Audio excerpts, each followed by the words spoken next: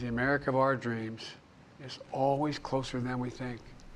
It's up to us to make our dreams come true. At the top of the hour, you heard from President Biden delivering his farewell address. That was his first remarks from the Oval Office since July 24th. Of course, that is when he announced he's dropping out of the presidential race.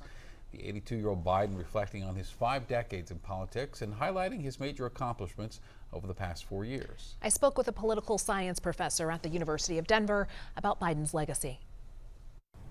Joining us now to discuss President Biden's legacy is Seth Masket, a professor of political science at the University of Denver. Seth, thank you so much for joining us. Certainly. So, Seth, President Biden certainly has a shorter legacy than most presidents, just 4 years to make an impact. What specific actions or pieces of legislation do you believe that he'll be remembered for?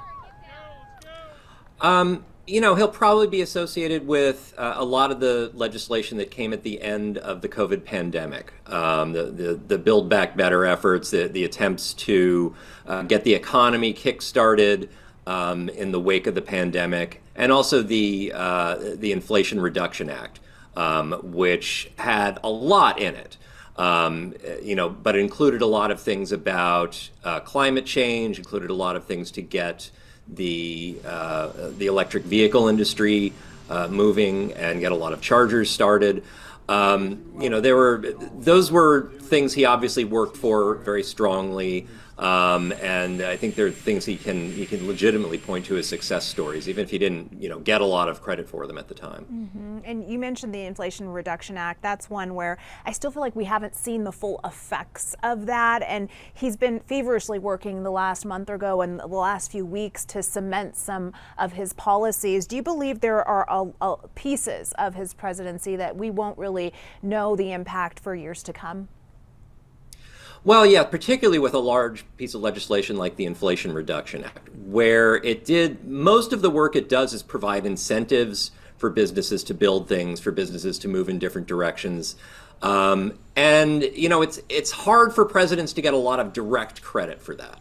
And that will involve things going on for several years down the road. I think they deserve some credit for actually reducing inflation, but a lot of Americans are still stinging from the inflation that happened 2 years ago. Mm-hmm. It's possible as inflation worries calm down over the next few years, people will credit Biden for some of that, but it's also possible they just won't, and he'll continue to be relatively unpopular as he is today. Mm-hmm. It's hard to know how things like this can be treated in hindsight. I think it sort of depends in part on how Donald Trump is governing and how popular he is in the middle of his next term. Seth Masket for us tonight. We continue to look forward to speaking with you in the next administration. Seth, thank you.